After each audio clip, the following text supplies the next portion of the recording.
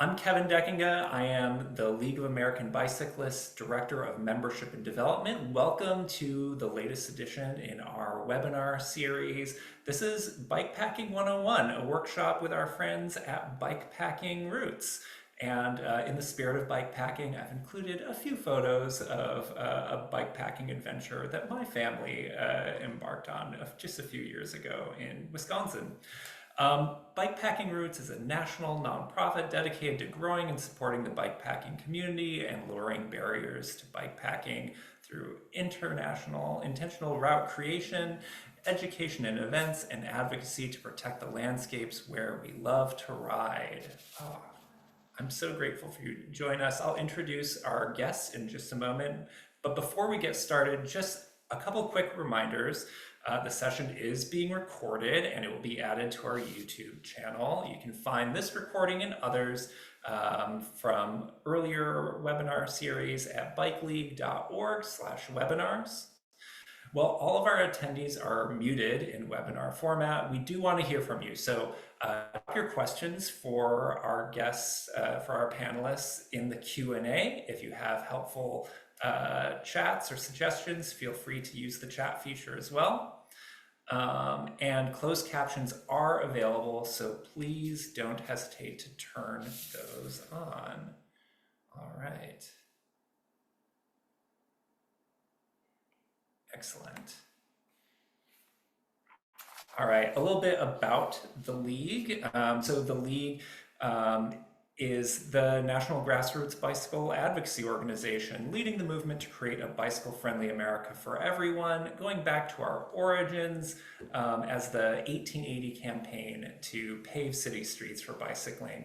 Our work here at the League is all about making biking safer and more accessible for everyone, from downtown office commutes to far-flung gravel bikepacking adventures and everything in between. And I want to give a shout out to the members of the League of American Bicyclists. If you're not a member, please join us. Members support all the work that we do, and there's so much work to be done here on Capitol Hill this year. A quick shout out to our National Bike Summit sponsors for making this series possible. And now I'll introduce our two guests. First, Noelle Battle has built a life and community around bike adventures and is thrilled to be able to channel that energy full-time leading Bikepacking Roots. She put her amateur route building skills to the test on a 4,200-mile solo bike trip from Baltimore through the Northeast and Maritime Canada. In recent years, she has immersed herself into bikepacking and is eager to support the creation of more opportunities for folks of all identities and skill levels to get out on bikes in wild places. Noelle's diverse career has ranged from running a small medical nonprofit in Guatemala to most recently providing programmatic and operational leadership for a national public health advocacy initiative at the Center for Science in the Public Interest. Noelle has a master's in public health from Johns Hopkins University and a BA in applied economics and management from Cornell University. And then Danielle Parnes, the community programs manager, her interest in bikepacking started with accessible solo weekend trips from Philadelphia and eventually built up her off-road skills and confidence and found the importance of community with support from groups like Women Bike Philadelphia and Radical Adventure Riders committed to gender and racial access to the outdoors. Danielle was co-founder of WTF Explorers Mid-Atlantic chapter, is now active with Wild Wolf Cycling Collective. Her professional experience includes developing bike and pedestrian infrastructure as a transportation planner, advocating for safe streets across Baltimore, and providing pro bono architecture and planning services for community organizations. Danielle has a BFA in industrial design from Carnegie Mellon and a master's in urban and regional planning from UCLA. Wow, that is so much good stuff. Thank you so much for joining us, Noelle and Danielle. And I'll let you share your screen and take us away. We'll save the Q&A for the very end, and I'll shepherd some of that. So feel free to ask questions. And just unmute myself. Thank you, Kevin. Thanks for the great introduction, and thank you all for joining us. We're really happy to be here and talk to more folks about bikepacking. So yeah, I think Kevin gave a great introduction, just about a little bit about what Bikepacking Roots is. We're a national nonprofit. We've actually recently expanded into Canada as well. We were founded in 2017, as this, bike packing as we know it today was really rapidly expanding, and we're really focused on, building the community in an inclusive way and making sure that bike packers are good stewards of the places, the landscapes, and the communities that they visit. So we do all of that through routes, events, education, and advocacy. And I'll share more information after this presentation just to give y'all places to go check out on our website so you can find more info. So yeah, we got a little bit about my bike packing experience. I just wanted, like, as a scene setting here, just sort of show, I learned about what bike travel was in probably 2009 or before, but it took a long time before I was ever able to do it. And that was a lot of like getting connected with the right people. So this kind of just shows in 2016, I actually went on my first trip, you know, bungee corded a big sleeping bag on the front of my city bike, and went out on the CNO out from DC. And then I moved into a week-long trip, and then I jumped right into that 3-month trip. And in recent years, been doing a bit more of like the off-road mountain biking, bike types of bike packing. So this is meant to be, a pretty intro level overview of bike packing. We're going to talk about sort of what is bike packing, and then I'm going to talk a little bit about like how and what to pack. And then Danielle's going to talk a little bit about planning a bike packing trip. And then we'll share other resources, including like we have a really great webinar series taught by our co-founder that, if you enjoy this, you can deep dive into more information that we have. So, first of all, what is bikepacking? This is a definition we use sometimes. Bikepacking is riding your bike. Um, Bikepacking Roots started from the off-road perspective, a lot of kind of backcountry riding, and for more than one day. We really see bikepacking is now, we take a very inclusive view of it, that it can include so many different things, and is really becoming kind of an umbrella term for traveling by bike. So, first of all, a lot of folks are like, what kind of bike do I need to go bikepacking?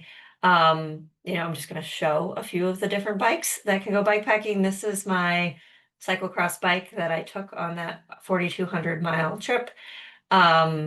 Here's some gravel bikes with different setups, an adaptive bike, a fat bike. You can bike pack on snow and sand.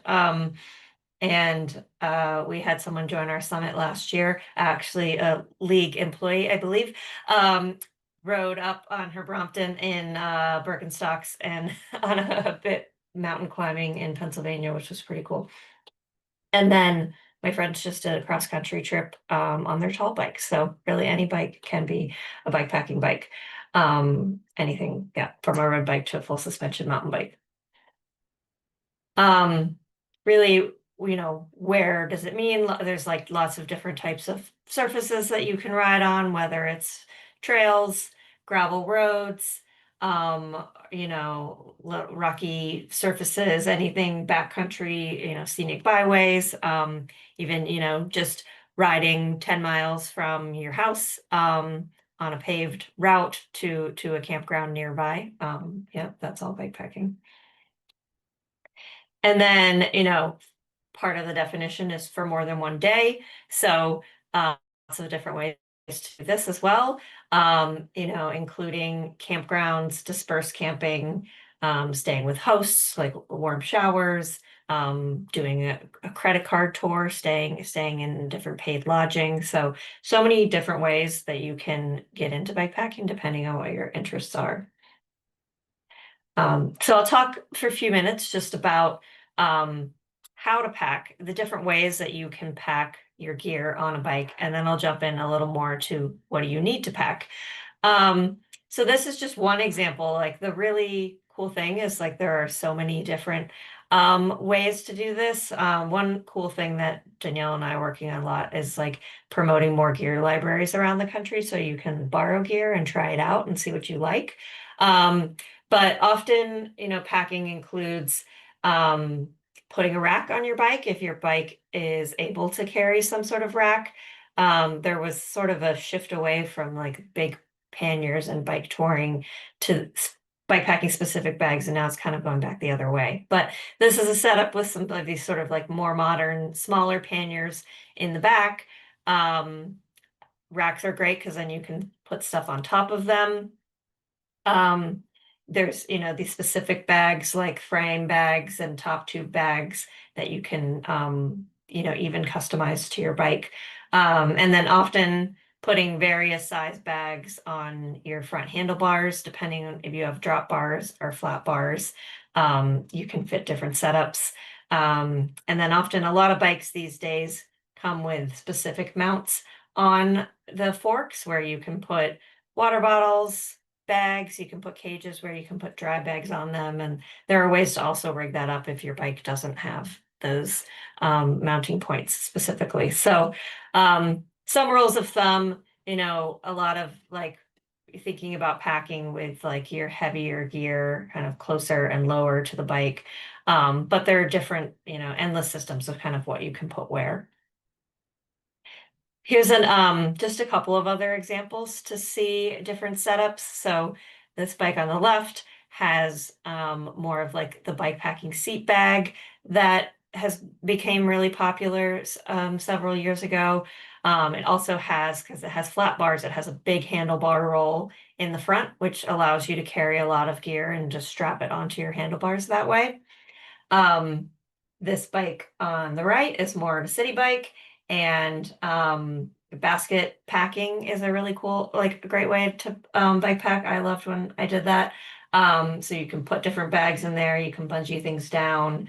Yeah, this is showing sort of makeshift options of strapping your poles to your frame, strapping dry bag to the seat post. So many different ways to organize things and DIY solutions. This is sort of showing, you can just take a dry bag and use some specific, straps to cinch it down to different parts of your bike. You can make your own rack. You can wear a backpack or a fanny pack or other things. So lots of ways, if you're really trying to get into it and it's intimidating, you know, there's folks here, can help out with how to get you going.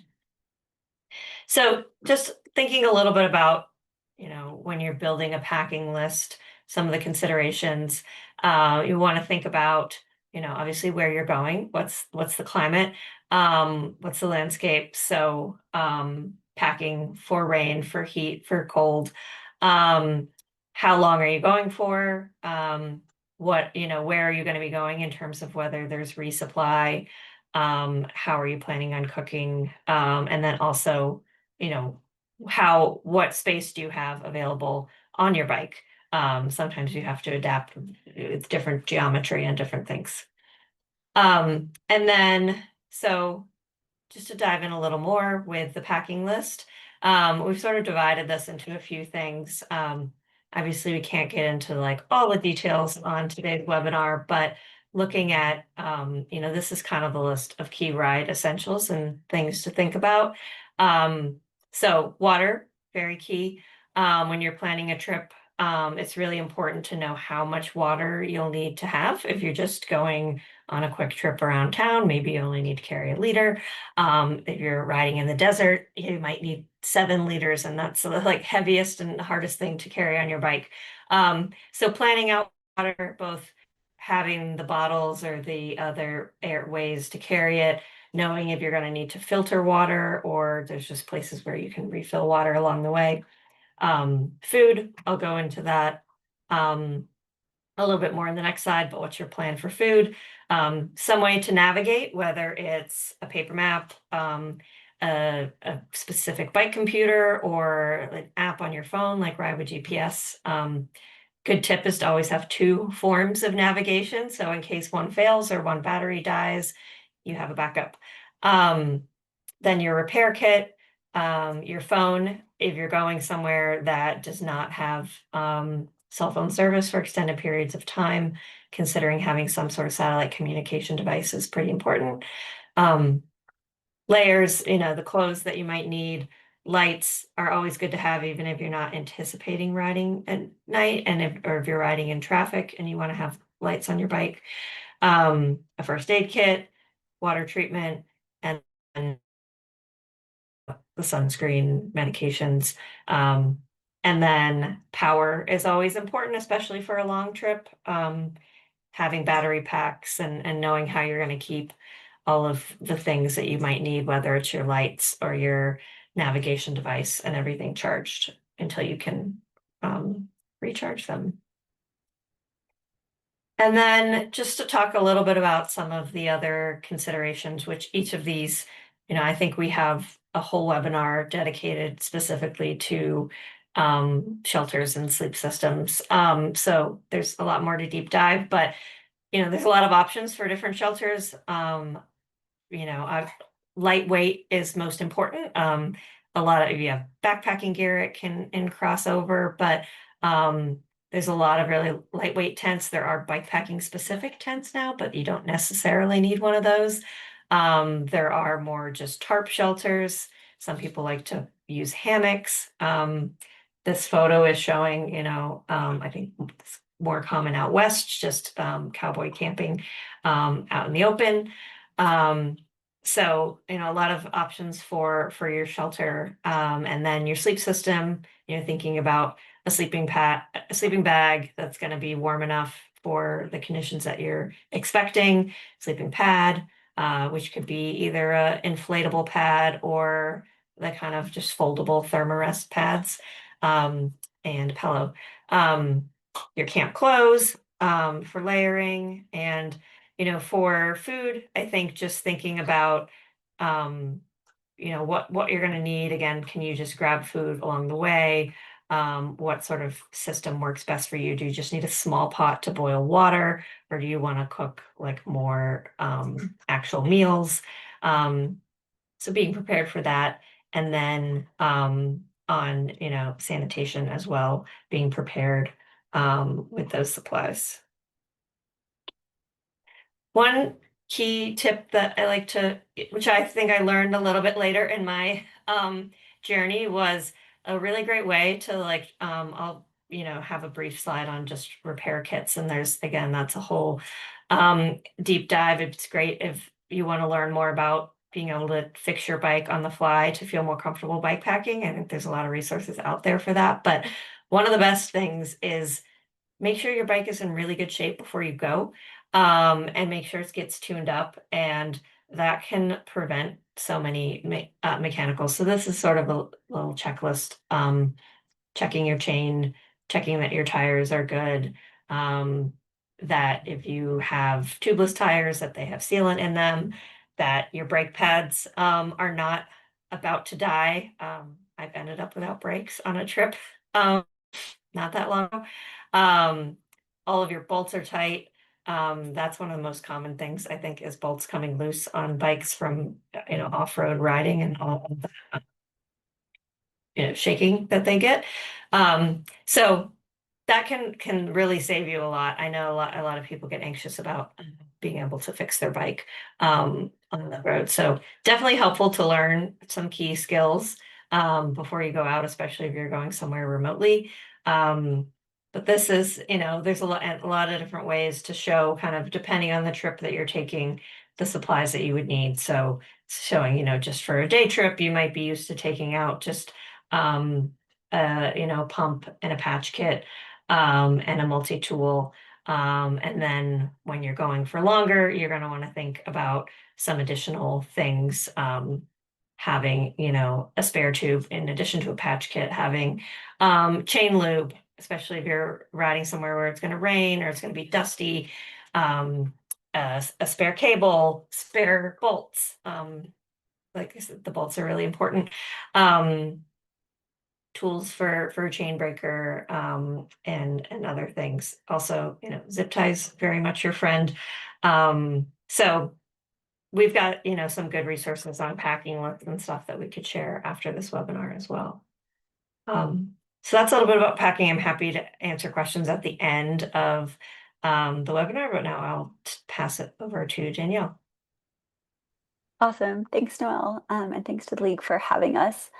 So I'll, again, as Noelle did, kind of just share, my background, how I got here, just for context. So similarly, I started kind of just with the bike I had and the panniers I had that I was already commuting on. And I just started out by myself, going on little trips locally and whenever I was traveling for something else. There weren't so many groups then, and I felt kind of intimidated to join. But eventually I found group overnights that felt really accessible and welcoming. And then I started leading trips like that where I lived. I started to gain confidence, build my off-road skills, and then went on some longer trips, including the Great Divide last summer. And then now, super glad to be helping get more folks out bikepacking through Bikepacking Roots, and then as Noelle mentioned, helping run a gear library as well. You can switch to the next slide. Okay, so as Noel mentioned, I'm going to be talking about planning your trip. So, you're excited to get out. Where do you start? So first, I'll talk about setting your goals, then how to find a route, and then once you picked a route, how to really get into the details of it, and then finally getting ready to go and take off. So first, I always try to think about setting my goals for the trip at the beginning, because those goals are really going to dictate, what you choose to do, and then really inform what experience you end up having. So often it's fun to pick your your big picture exciting goal, like maybe you want to try your first overnighter, maybe you want to do your first trip by yourself, maybe you want to ride with your kids, kind of whatever that thing is that is motivating you to do a trip, kind of have that in your mind. Next slide. So that's kind of the fun part of the goal setting. And then the more practical side of the goal setting is thinking about some of those logistics. So thinking about things like how much time do I have? Can I travel somewhere far away, or do I need to stay nearby? Am I going by myself, or do I have other friends that want to come? Am I feeling like I want to sleep inside, or I want to be able to camp? Um, Other things like, do I want to set out a challenge for myself physically, or do I want to feel more relaxed because maybe it's my first time going out and I don't want the physical part to be, a challenge? How remote do I feel comfortable doing? What time of year is my trip, to think about the seasons? Kind of just getting a sense of for yourself, answering some of these kinds of questions for yourself so you can then pick a route that will accomplish those goals and be comfortable for you. Okay, so now that I have kind of a picture of what I want the trip to look like, I'm going to go ahead and try to find a route. So, you can definitely create your own route. I often recommend, if people, especially if you're just getting started, there are so many routes already available that are really well researched and kind of pretty easy to follow and already have a lot of resources. So I always recommend just starting with something that's already out there, and then modifying it from there. And now there are just a plethora of resources where you can find routes. So we'll just give some examples. Bikepacking Roots. So on our website, we have, which is the map on the right of the screen, we have tons of routes, both really long distance ones, like some cross country ones, but then also smaller, shorter routes. There's other organizations similar to ours, like Adventure Cycling.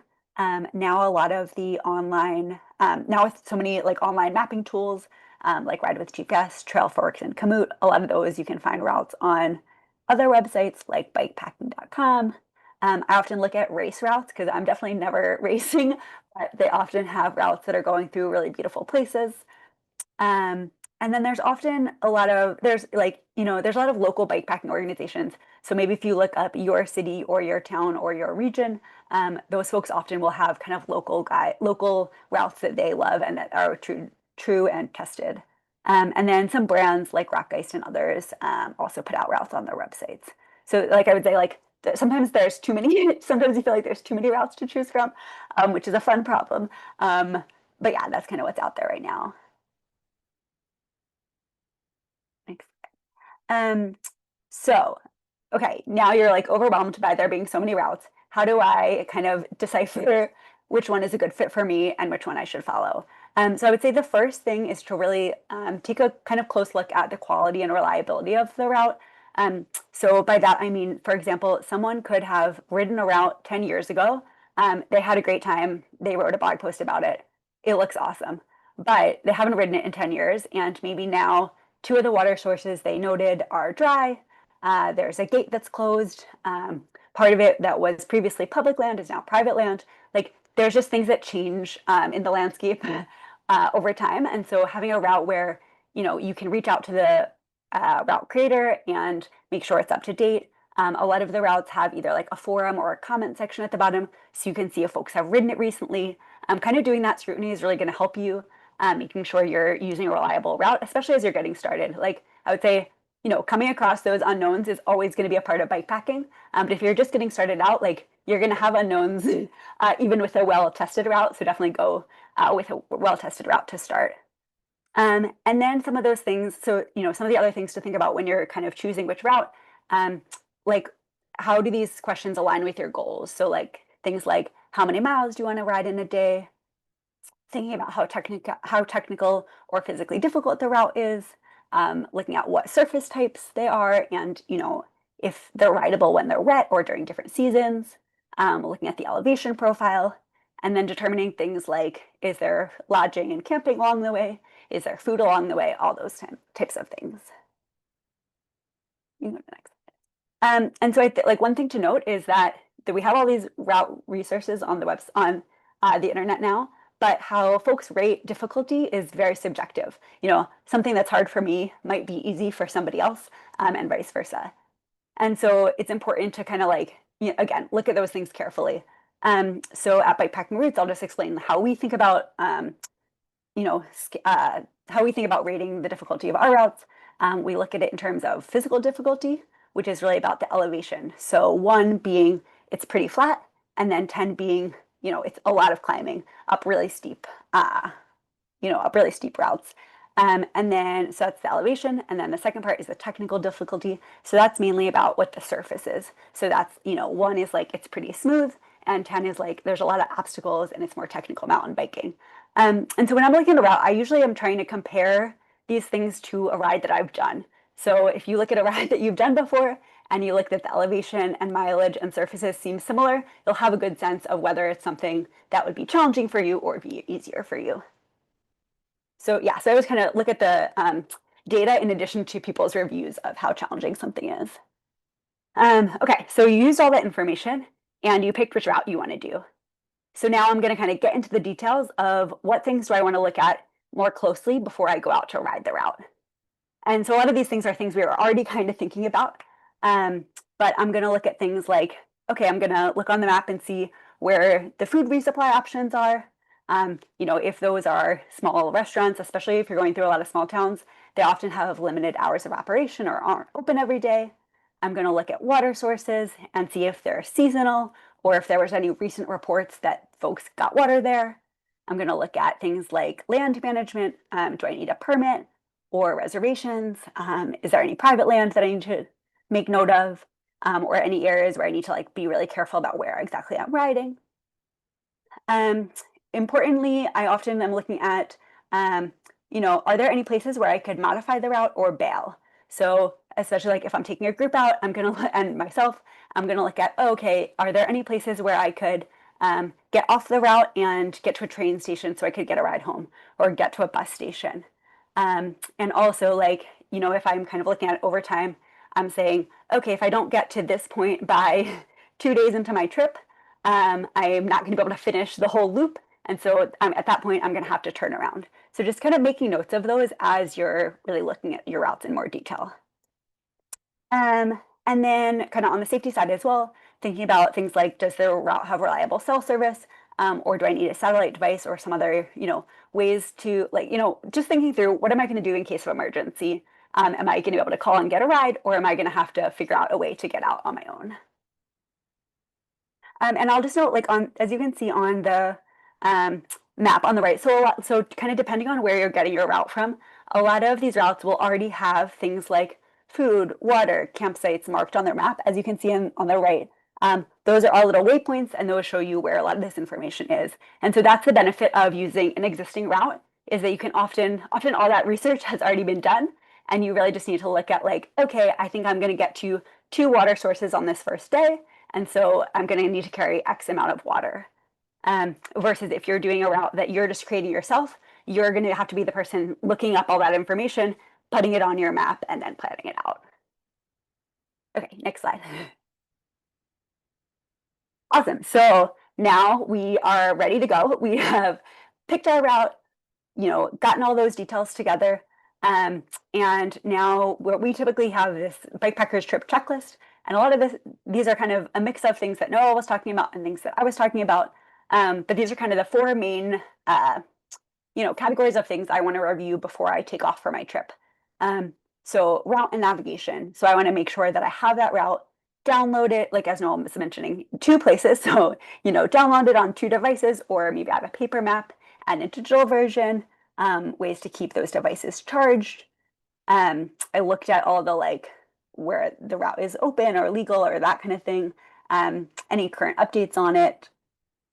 So that's kind of all the route stuff that we were just talking about. And then the bike stuff, kind of like what Noel was talking about, checking my bike beforehand to make sure it's in good working order.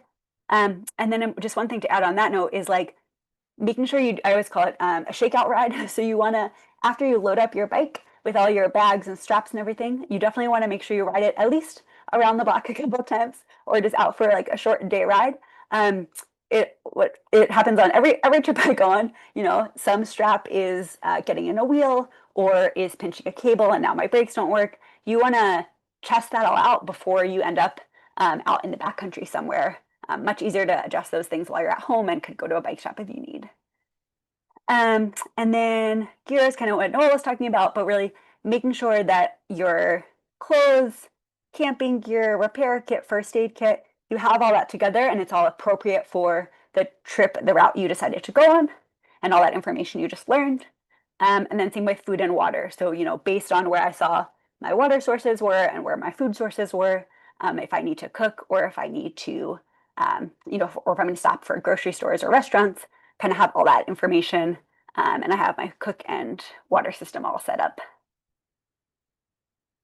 Next. Cool. So that's kind of the end. As Noel mentioned, there's, tons more you could get into detail on any of those topics, but we just wanted to kind of provide an overview. And then I'll just kind of review some other resources that folks can use. And we'll probably put some of these in the chat, but a couple good places to start. So Bikepacking Roots has a bikepacker's guide, both a physical version of it and a PDF. It's a really great starting point. It has kind of all the topics we talked about today, but in more detail. If you're a person who learns well from videos and things like this, as Noel mentioned, we have a really awesome virtual workshop series on YouTube. I honestly send those workshops to people all the time when they're asking me about food, gear, all those things. I reference those videos a ton. And then I would also say we have a community events calendar on our website, and that has both events that we lead and that our community stewards lead, and also trips across the country, and now into Canada as well. This was my experience, that riding in groups with other people who maybe have a little more experience than you is really a great way to learn and great way to get out there to start. I'll just mention 2 events we have coming up. This weekend, we have a Northeast Bikepacking Summit in New York, and then we have another one in Colorado in September. So if you happen to be in either of those places, or want to come out for a little trip, at those we have a mix of workshops, rides, overnights, lots of community building, a really great way to get into bikepacking for the first time. And then also there's kind of what I was saying, how there's often local groups where there maybe is already a group where you live, either in your town or in your region, and those are awesome resources. Many places have Facebook groups, so if you just go on Facebook and kind of search for your area and bikepacking, it's really likely that something will come up. So I will go ahead and pause there. I think we're going to do questions now that Kevin's going to help us facilitate. But yeah, appreciate y'all's time and coming out today. Yeah, thanks so much, Danielle and Noel. This is really, really great. If you do have questions, feel free to drop one in the Q&A feature. So I'll be reading those and relaying some of those. Yeah, so much great information here.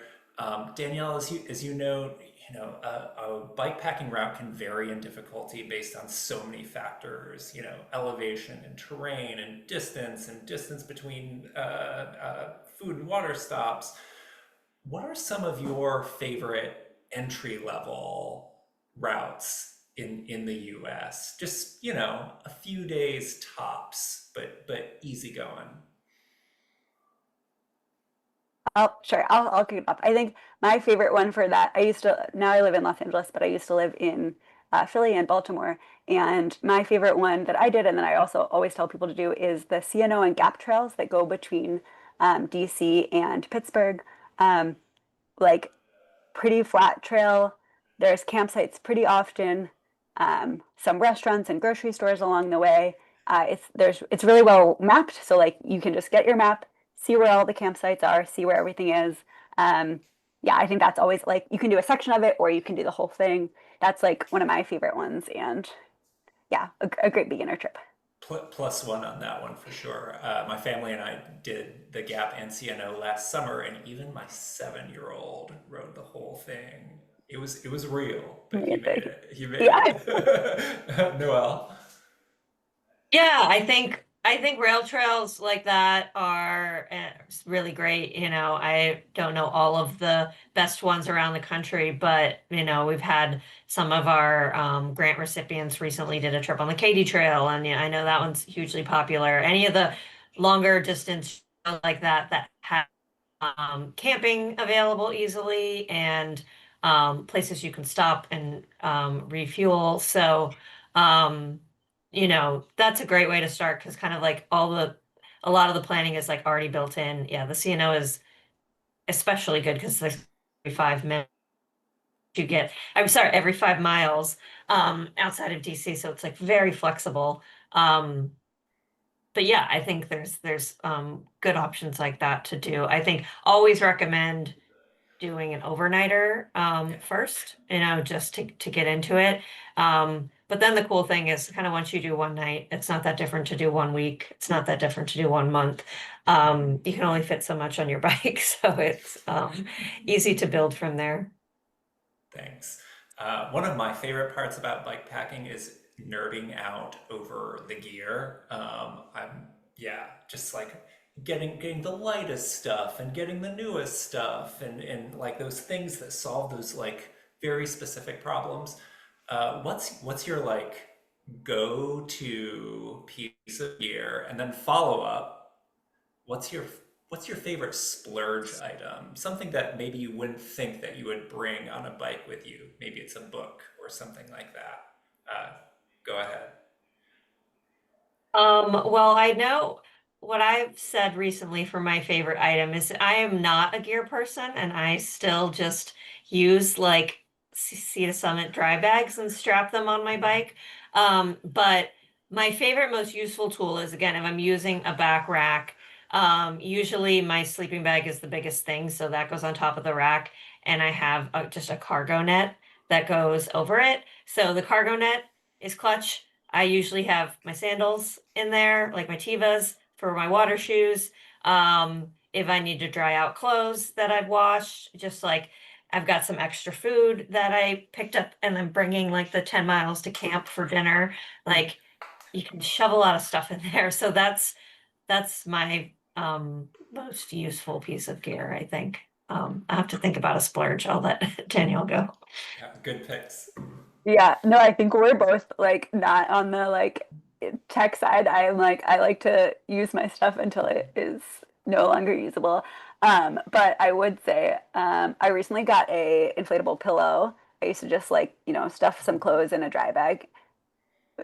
Very helpful. I would say like I think my splurge is like having a good sleep system. So like a sleeping pad that's blow up and that's thicker, and a comfortable pillow. I think like sleeping well and being warm enough when you're sleeping is worth, if that's the thing that you need to budget a little extra money for, that's usually what I recommend. Love it. This is great. A couple questions from guests. I get nervous about my bike being stolen. Do you lock up your bike and do you have a bike lock recommendation that's lightweight but still secure enough? Yeah, it's a good point. I recently got an auto lock, which is like a lighter weight kind of, it could be cut through, but it's pretty popular for like short uses. I often like, again, it depends on where you're bike packing and like if you're out of like big cities, like become very trusting and like this really heavy bike, it's probably not going to go anywhere. So I'll go into a gas station and not lock it up. But I definitely don't bring it in a tent with me, but I might at a campground lock it up or have a lock that locks the bike to itself so it can't just be ridden away. I did just have a friend got her bike stolen out in the middle of nowhere on a bikepacking trip. So there are some lighter weight locks. I also have a foldy lock, which is not light, but it's my favorite lock and it's like very flexible to lock different things. So sometimes I'll carry that extra weight. Um, yeah, it kind of depends on where you're going and if you think you need it. I don't know, Danielle, if you have other thoughts. Yeah, yeah, it just depends on where I'm going. Yeah, like if I know I'm going to be with another person, we can take turns going inside if we're in a bigger town and we need to, versus if I'm by myself, I might tend to bring a lock more. And then also just like making it difficult, like at night, if I don't have a lock with me, I always just like strap my helmet through my spokes, like just little things that like make it make noise if someone was moving it, or just discourage someone from stealing it. There's kind of only so much you can do. Yep. Thanks. Another one from attendees. Thoughts on shipping your bike? I presume this is for trips that are, not from your front door. They are like big adventures. Thoughts on shipping your bike to where you're riding versus renting or even buying a bike from a local bike shop when you arrive. I would say that it's definitely gotten a lot easier.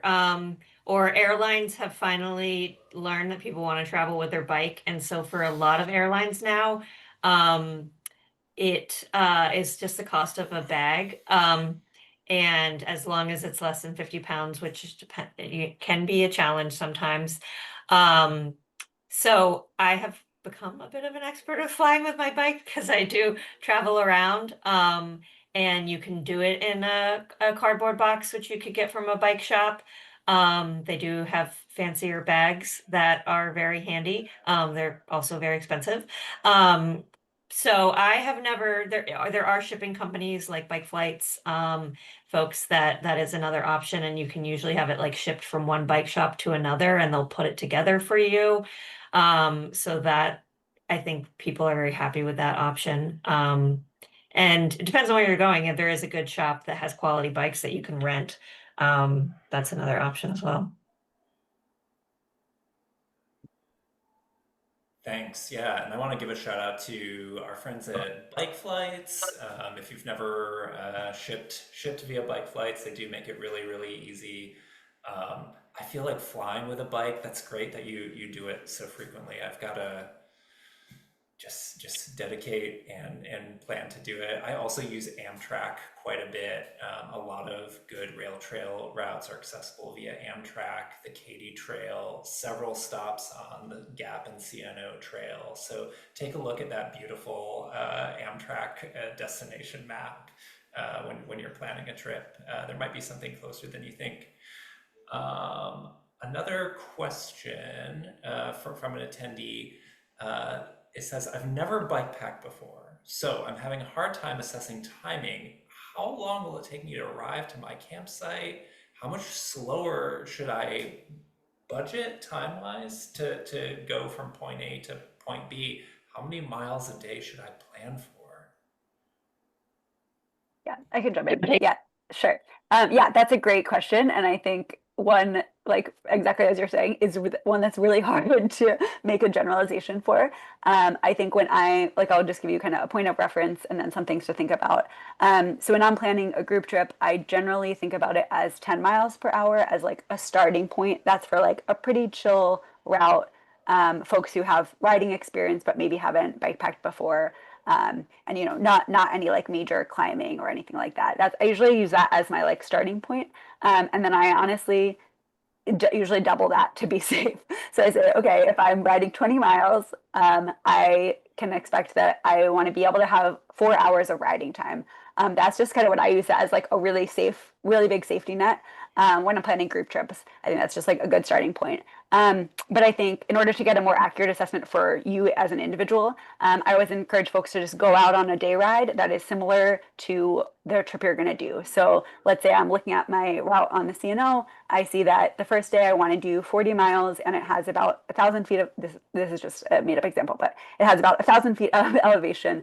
I'll maybe then go ride something with about the similar statistics in my neighborhood and see how long it took me. And I would say like do that if you can do that with your bike loaded as well. That'll give you a much more accurate assessment because as you noted, like 100% it takes longer when your bike is loaded, and it takes you time to like get used to what that feels like. Yeah, I don't know if you have anything to add. I was just answering someone's specific Oh, question. perfect. That's fine. Routes in Illinois. Okay. Well, trust your answer. I'm sorry, say that again. Oh, no, I was just typing an answer, so I didn't totally Oh, follow. okay, You're okay, fine. no worries, no worries. Any thoughts on bike packing with an e-bike? It's a good question. I think Bikepacking Roots has not really delved into a lot of thoughts. We have work with partners and folks at the league and other folks who do advocacy for e-bikes. Is I think the main consideration is just planning your trip for being able to charge your bike. So I think doing it, going back to like doing a trip on the Gap or the CNO, like there's plenty of towns, and if you're staying over or you're at a campground that has electricity, there's definitely no reason why you couldn't. But yeah, so I think that's like planning a trip. Obviously, if you're in the backcountry, I don't think e-bike batteries are super light that you could bring an infinite number of spares. But I think there's definitely going to be more of that happening as e-bikes become more and more popular. Yeah. And one other thing to note is just making sure that the trail or route that you're riding is that e-bikes are allowed, kind of depending on where you are. Some mountain bike trails or hiking trails or that kind of thing don't allow e-bikes. And so, we're all doing advocacy around that. And I like my perspective is more people that are out on two wheels and using our public spaces, the better. But it does depend where you're riding. Thanks. In one of our guest notes that there weren't any pictures of trailers in the photos used. Do you have thoughts on bike packing with a trailer? Yeah, I think it definitely lots of people do it. Again, it depends on the surface that you're riding on, and the type of trailer, whether it's going to be compatible. If you're riding on like really rough trails, often or roads, even like they wouldn't recommend that. But I can answer someone else's question in the chat too, is bike packing with a dog realistic? I've done that. Only a little bit. I'm hoping to do another overnighter very soon with my newest dog. We use a Burley trailer, like similar to the trailers people use with their kids. And usually if we're going uphill and being somewhere quiet where the dog can be out of the trailer. And so if you're going uphill, you let the dog run alongside you. And then when you're going downhill, you put the dog in the trailer. So yeah, just picking a suitable route for that. It's another way to carry gear for sure. Hmm. What if I have specific medical device needs? Like, what if I need a mobile CPAP machine or something like that to sleep? Do you have recommendations on mobile battery systems? Do you have feelings about solar-powered battery? I know that technology has changed a lot in the last 10 years. Do you have any thoughts, Daniel? Um, I don't have experience personally with CPAPs specifically, but I would say like the one part of the question is yeah, battery like electric sources. So I think that again, you can definitely choose a route that you can have a place to charge things up once a day, or have, a lot of folks use kind of the small, like the night core battery packs are super common with a lot of bike packers. And the weight to size ratio of those just keep getting lower and lower. So that's definitely like a pretty accessible thing. Um, I would say I've traveled with folks who had and met on the divide, folks who had dealt with other types of medical issues where they needed to, get medicine at certain places or keep things refrigerated. And I think like, yes, it's definitely more challenging, but there are people out there doing it. And probably I'm like trying to think of a couple good forums. Anyway, there's probably like a place where you can find and connect with other folks who have had that specific experience. Um, Thanks. Here's a question. Like, I love the focus that any bike can be a bike packing bike, right? From a Brompton to a cyclocross bike. But what if I'm in the market for a bike and I want to make sure that a rack fits on it and I can get lots of stuff on it? What are some things that I should look for in a bike for entry level bike packing? Yeah.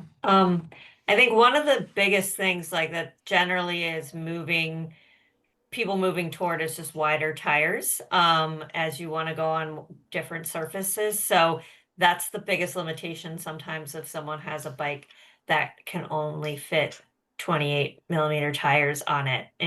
My favorite bike packing bike right now has like 2.6-inch tires on it. And so I think, you know, my sort of favorite, I have it's a Kona, but yeah, a rigid steel bike with bigger tires, drop bars, and it's just very comfortable. And so I think that's a key thing. I don't know, Danielle, you have other thoughts? Yeah. Yeah, I agree. I think like even if you're just getting started, like having and you think you're not going to ride on rougher surfaces, like having the option to do that is important. And then my other thing for looking for a bike is like at least for me and I think a lot of others, like comfort is number one for me. So making sure you're getting a bike that really fits you well. So like especially if you're a smaller rider or a larger rider, like making sure the bike is the right size and fit for you. There's ways to set up bikes that are a lot more upright and are less strain on your back or your neck. And like, I don't know, for bike packing, unless you're racing or really trying to set a lot of records, like the sustainability, like your body feeling comfortable on the bike is the thing that's going to allow you to bike multiple days in a row. And so to me, like I always would prioritize that over anything else. And so I think like you get to know what is comfortable for you by riding, obviously, and by just over time. And so I think as much as you can, test ride bikes, borrow a friend's bike, go to your local bike shop, and they can help you understand fit and things like that.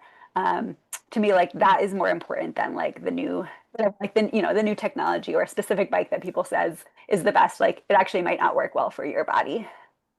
100%. Thank you.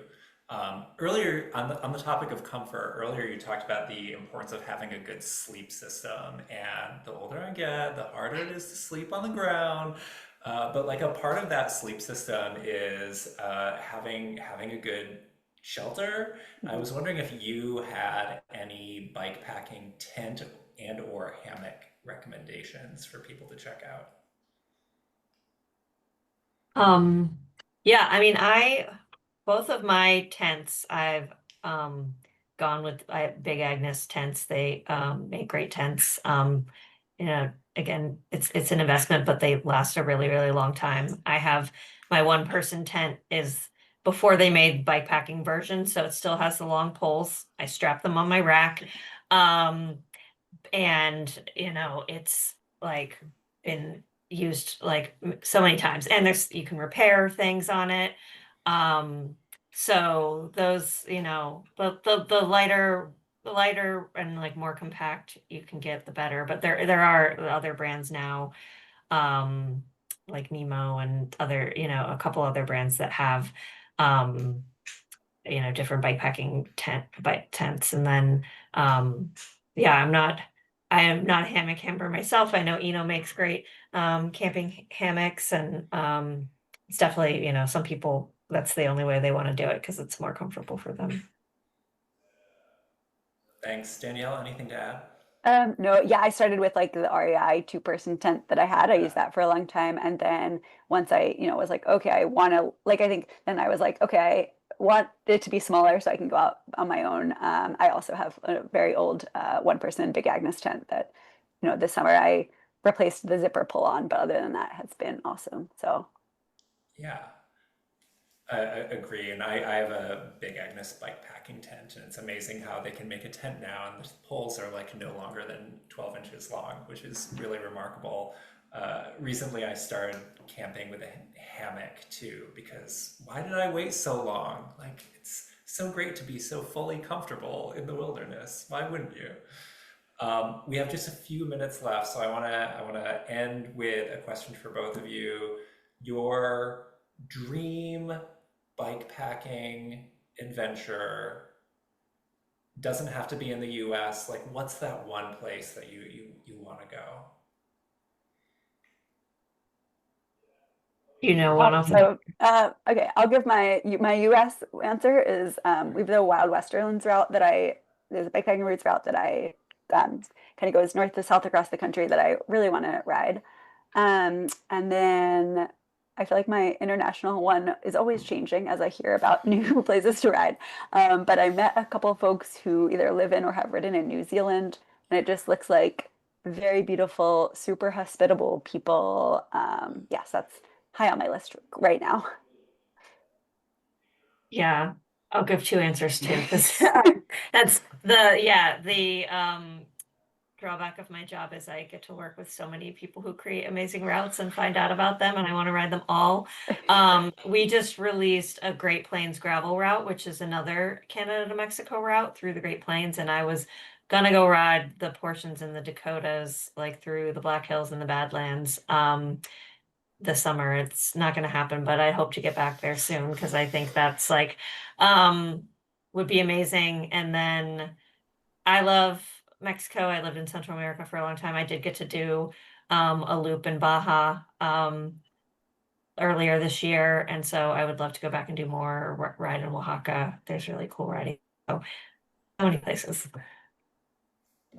Excellent, excellent picks. Those are really great. I hope you can make it. I hope you do. You will. You will. With that, we're basically at time. If you had any closing thoughts, No, yeah, I hope this was helpful. And I'll follow up with some more resources and hope y'all follow along with Bikepacking Roots. And yeah, we'd love to see folks out at events in the future. We're trying to, slowly, a lot of our work was out west originally. And I live in Baltimore, and so I've been doing a lot to bring things across the country.